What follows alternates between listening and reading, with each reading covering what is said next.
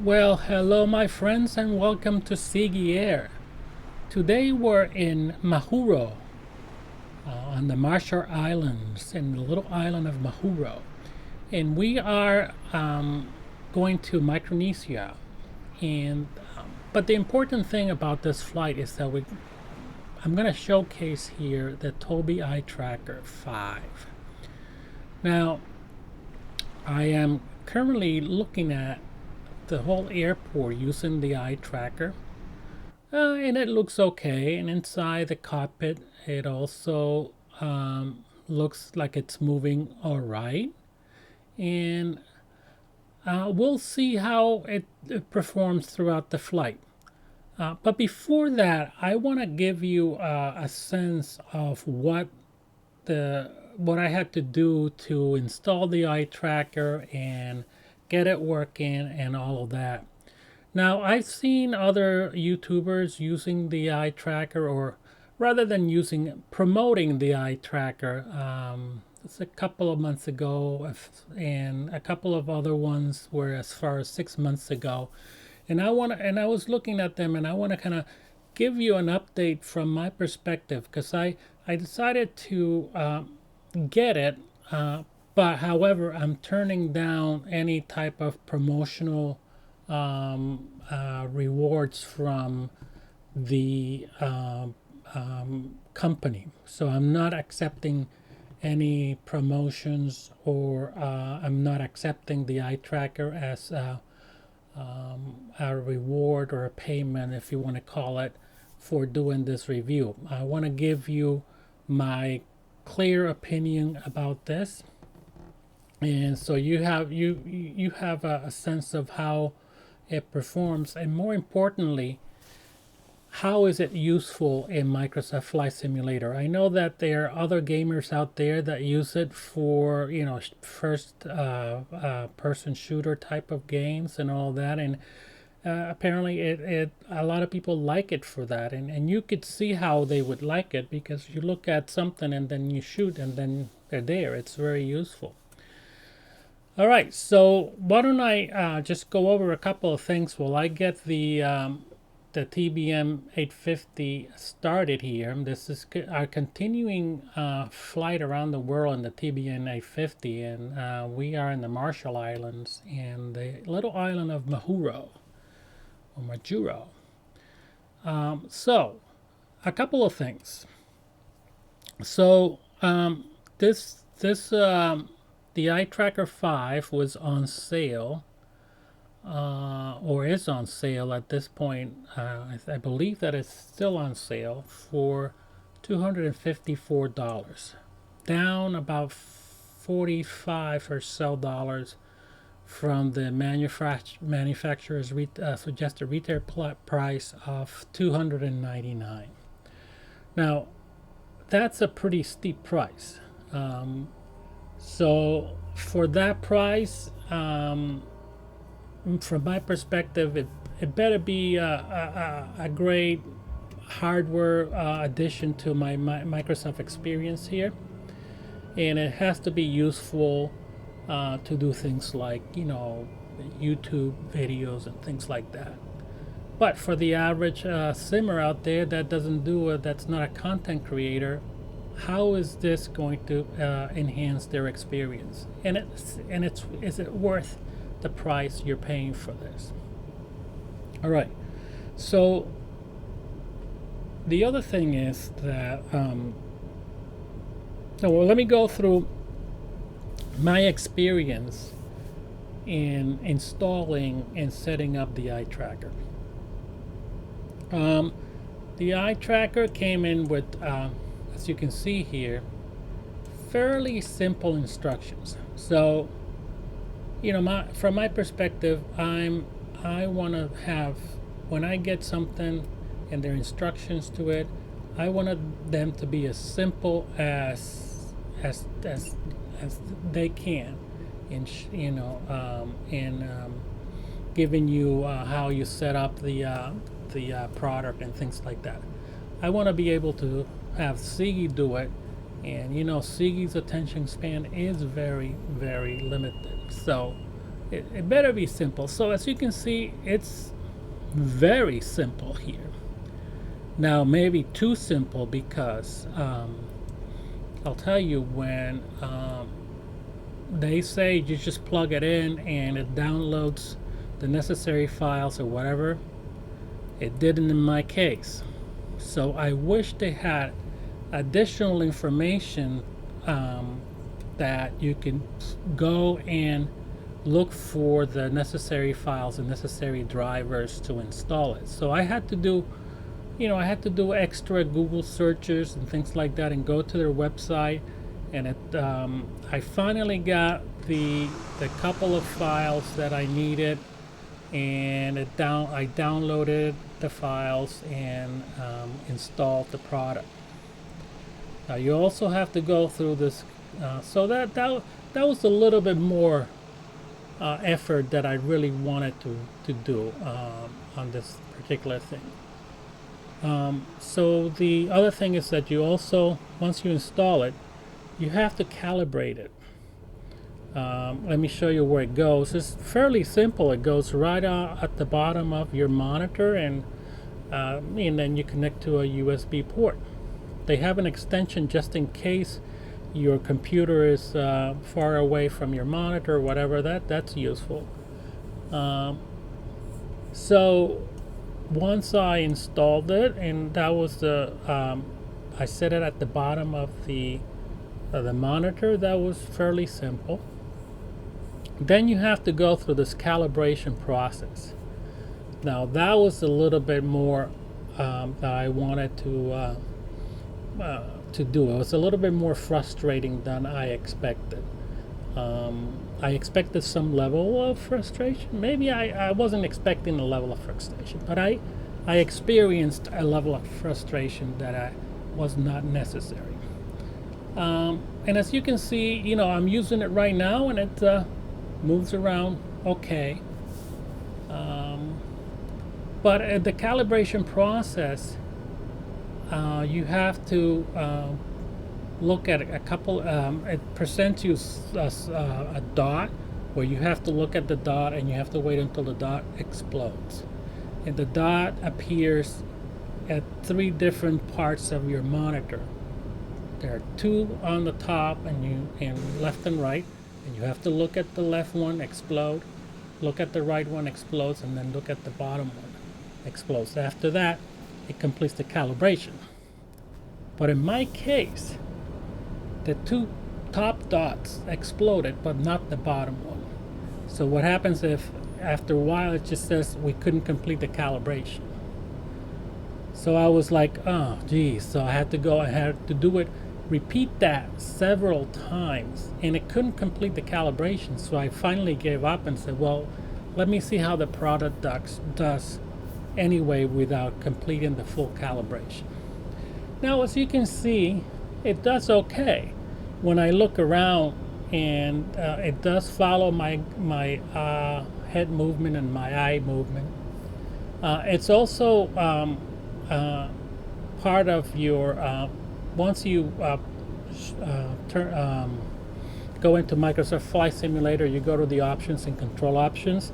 It's there so you can complete more, set it up as there's some options there to kind of refine your setup. You can just play with the sensitivity, and you can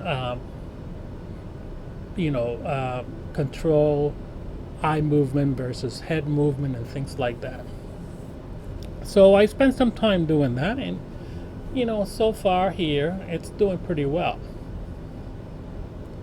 The only problem that I have with this, and as you can see, and let me show you, right now I'm not using it. There's this you can configure your yoke with a button to kind of stop the head tracking. So that's what I'm doing right now, because if I use the head tracking, if I keep it on to try to click on things, it kind of drifts around, and I have a hard time then clicking on what I need to do. I don't know if that's an issue with the fact that it couldn't complete the calibration, but really annoying. So it wasn't. It's not useful in that sense. It's useful if you want to do general looking around. So if I'm looking at the cockpit and I'm looking left or right or down, or I'm looking at SIGI and all of that, it works well. A little bit, I say a little bit stuttery, but I had to find the head movement. I have to kind of temper down my head movement and my eye movement so it didn't kind of like stutter around or do kind of sudden movements, and I didn't want people to get seasick from all of these quick sudden movements. So I had to kind of, I'm tempering it down, going very slowly, and I guess you can still further calibrate that in the controller. So aside from all the issues that I had with the setup, which by now I'm regretting the fact that it's $254 because it's really more it's an initially more problematic than I really expected for the price. So aside from that, how often are you going to be using this now? Because let me show you, and there's some stuttering here too, that's also very annoying, and I'm not sure why. I don't experience that in the regular, when I use the regular setup without the Tobii tracker. So when is it useful to use this? So obviously it feels okay using it when you're turning on your aircraft, you're setting up your instruments or whatever. It's okay. It's okay to do some taxiing around and looking around at the airport. In this case, it's beautiful airport here in Majuro, which is in between two coastlines here. It's a really interesting place here in the Marshall Islands. It's a long runway too. But anyway, so it's okay. It kind of enhances your experience as you taxiing around and looking around at the airport and surroundings. So, however, and I've flown on this before, so I had a couple of other flights on this.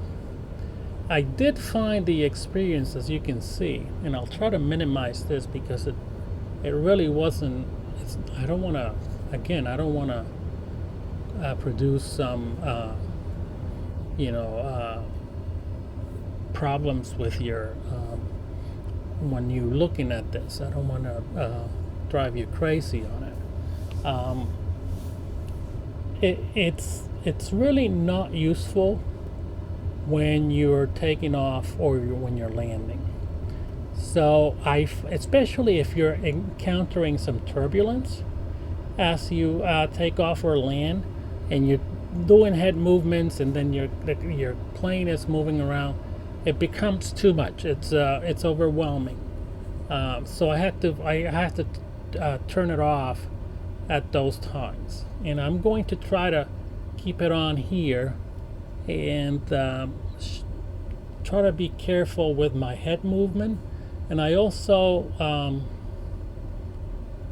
set it up on the weather so there's not much wind or turbulence around. So that, in that sense, is kind of limiting where you are using this product. So The other thing is that on a long flight, and we're going to have a 3-hour flight to Micronesia, you're not going to use this. You're either you're set at your autopilot or whatever, and you can just look around the same way you look around using your control yoke buttons there, and kind of you use your drone camera or your other cameras to look around. So I don't find that it's an advantage to use this on a long flight and on a cruise. So there you go. So I'm checking that off, and see, right now I'm ready to take off. I'm looking around. I'm getting close to the instrument, so the head tracker just follows your head, so you can just kind of get close to what you're looking at. And then let's see, let's set up our takeoff here. Just looking around here, our pressurization. So here is the other issue here that I have. When I'm looking at this and I'm trying to set the pressurization and click on what I need, the head tracker kind of moves a little bit. So if you're trying to click a spot, it becomes a little bit frustrating, and I have to, when I'm looking at it, I have to just turn it off and then click. So that's a couple of steps that are really unnecessary.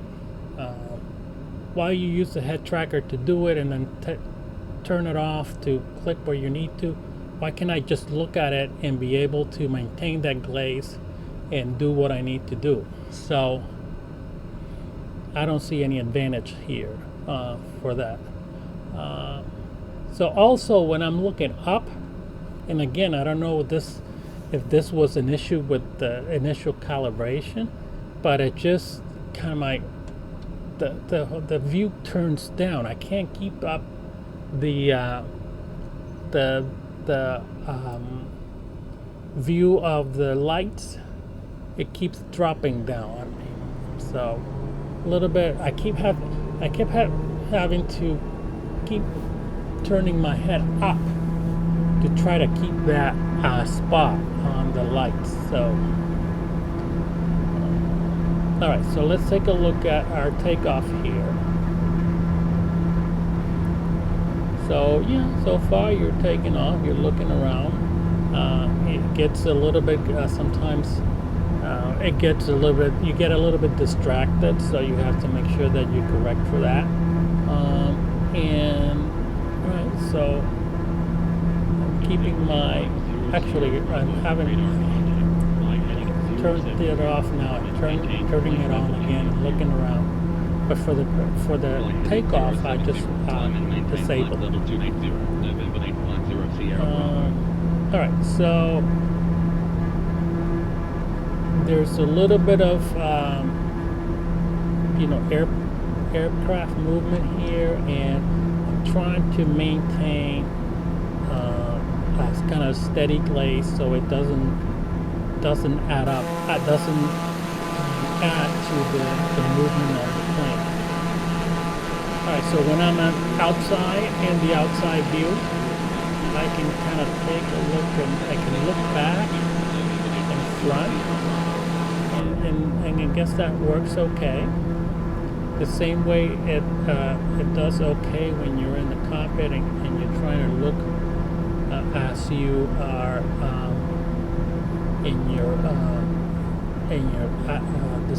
ascending to your cruise altitude and setting up your autopilot.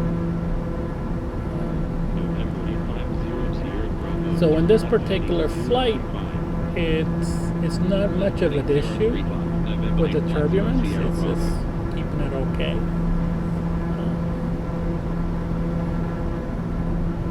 And I have to tell you, that's as far as I go with this. That's it. Because I don't see any other advantage here to keep using this as you fly as you fly along in your flight plan, as you cruise in your aircraft. There's no advantage here for me. At least for me, there's no advantage. Now, as a content creator, I suppose that it might be useful. And by the way, the people that I've seen promoting this on YouTube, the more top content creators that have done a video on this, only out of the 4 that I see, only one uses the Tobii Tracker on a regular basis. Excuse me. Uses the Tobii Tracker on a regular basis. I don't see the other ones, even though they promoted it and felt that it was a great product. I don't see it. So, again, it's $254 with $50 off at this point in June. I think the sale, let me check on that sale, it's still going on.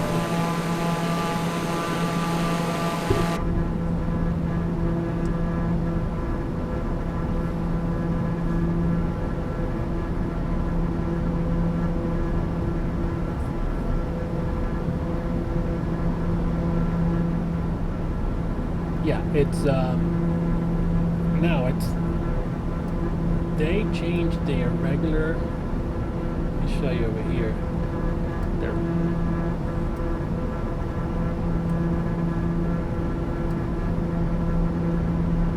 Yeah, they changed their regular price.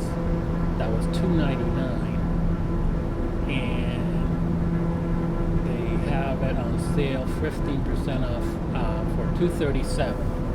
So it has come down a little bit from the time that I got it here. So it's a kind of a steep price for what you're getting, for what you're using it for. So I'm thinking that if you're considering something like this, I know I've seen videos of people turning their webcams into eye trackers and doing a pretty good job on it, and it works really well too. So you might, if you have a webcam, you might want to download the software and use your webcam if you want to use an eye tracker. I think it works similar to this, maybe not as I haven't used it myself, I haven't done it myself, but from the videos I've seen, it works well for those people that have done that. So I would say save yourself some money here. I sent it back. Like I said, I wasn't going to take any promotional incentives for this. I sent it back. It wasn't working for me after a while. I don't know if the issue of calibration became pronounced or whatever, but it wasn't working as well and in subsequent flights. So I would say save your money. Put that money towards something if you want to upgrade your video card or something like that. Maybe if you are have a 200 series on NVIDIA card, you might want to go to a 400 where you can use DLS frame generation. That's something that from my perspective is going to bring more value to your sim experience.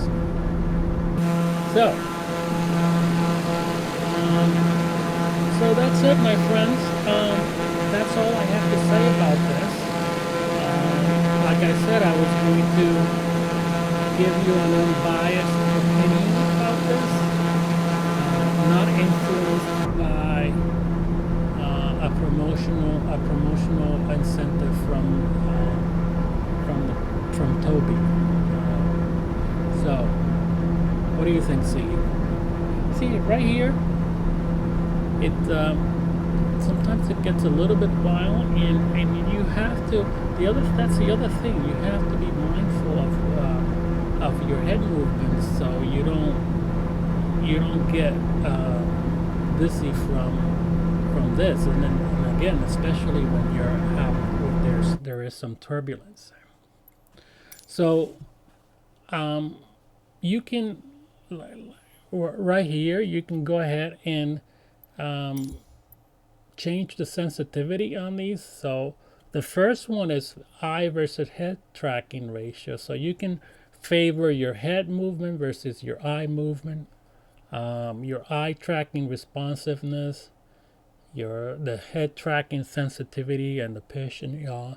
So you can play around with this, and I ended up having to play around with this a lot just to get it to something that it was usable for me. So, and again, I don't know if that issue of calibration had anything to do with it, but it seems like I was just spending too much time trying to get this thing to work reasonably well. All right, so that's it, my friends. Thank you for your time. I hope that this video is as useful to you. And if you liked it, go ahead and give me a thumbs up. Comment down in the comment section if you have any experience with the eye tracker, used it or whatever. Let me know what your thoughts are. And if you're not a subscriber, go ahead and subscribe and hit that notification button. We have all kinds of videos, and we have instructional videos, we have fun videos, and all of that. So we do a lot of things with APC software. We review other products and things like that. I hope that has been helpful to you. All right, as always, don't forget to fly through the air. And remember, my friends, always fly through the air. All right, see you on the next one.